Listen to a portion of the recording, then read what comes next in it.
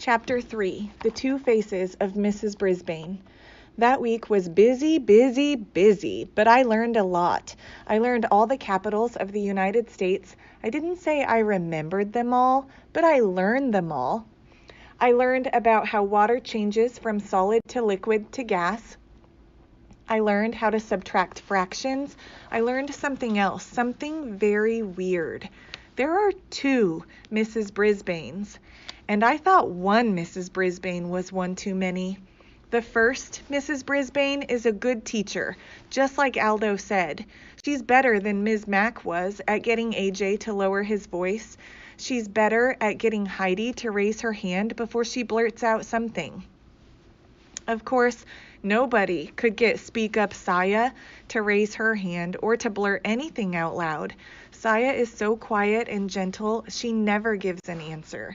If the teacher calls on her, she stares down at her desk without saying a word.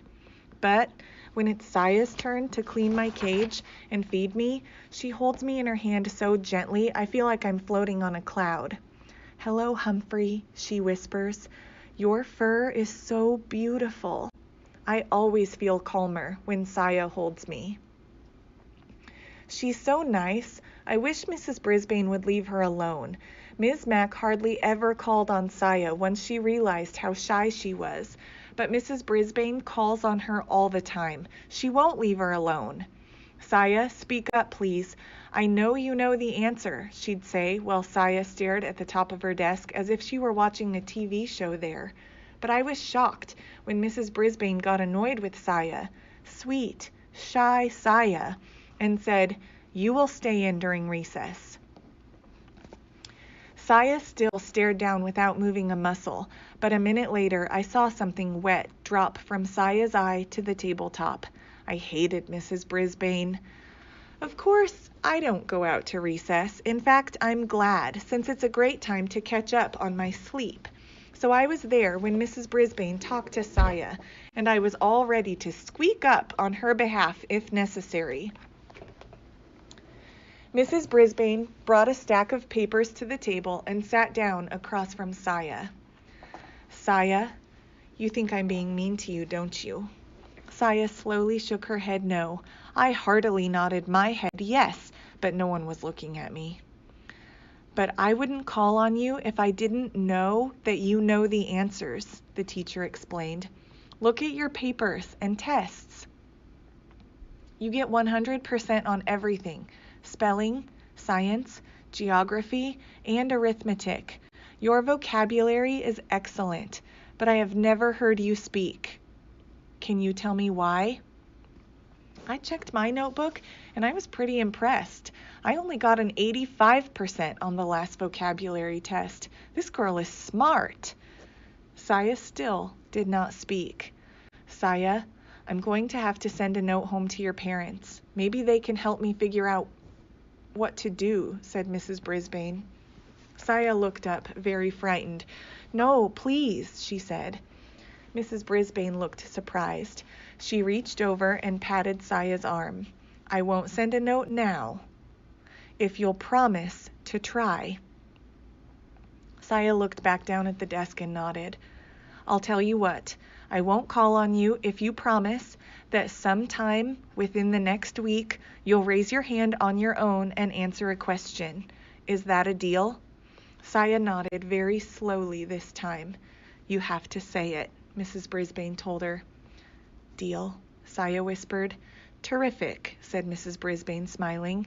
"Now, how would you like to erase the board for me?" Saya jumped up and hurried to the board. All the students in room 26 liked to erase the board for some reason. Mrs. Brisbane was sure hard to figure out. She hadn't been mean to Saya at all. She just did what a teacher is supposed to do. I liked this Mrs. Brisbane. I even liked the pink blouse she had on. But at the end of the day, when the students were gone, the second Mrs. Brisbane came back, the really scary one. She straightened up the room and came over to the window to close the blinds. I could only hope that Aldo would open them for me later.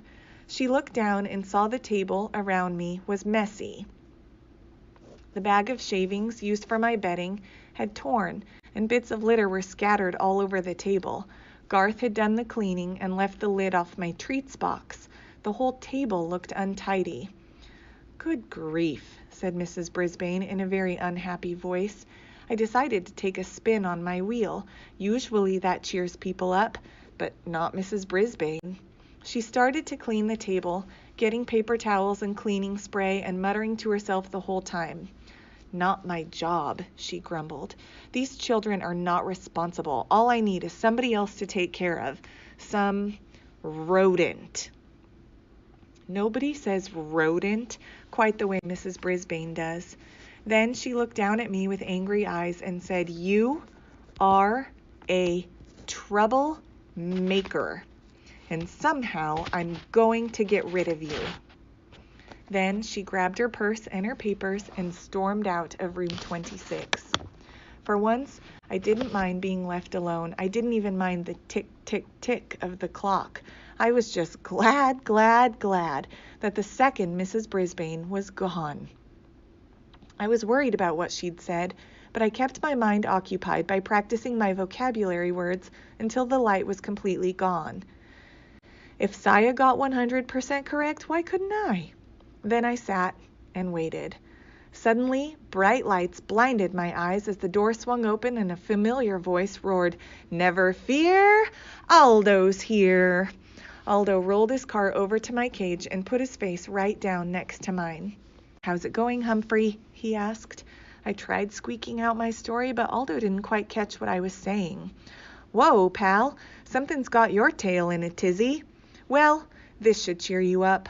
Aldo reached into a brown paper bag, pulled something out, and dangled it in front of my cage. "Something to gnaw on, little buddy," he said, opening the door. "Joy, joy, joy! A tiny dog biscuit! One of Ms. Mack's friends gave me one of these once. You can crunch on it forever."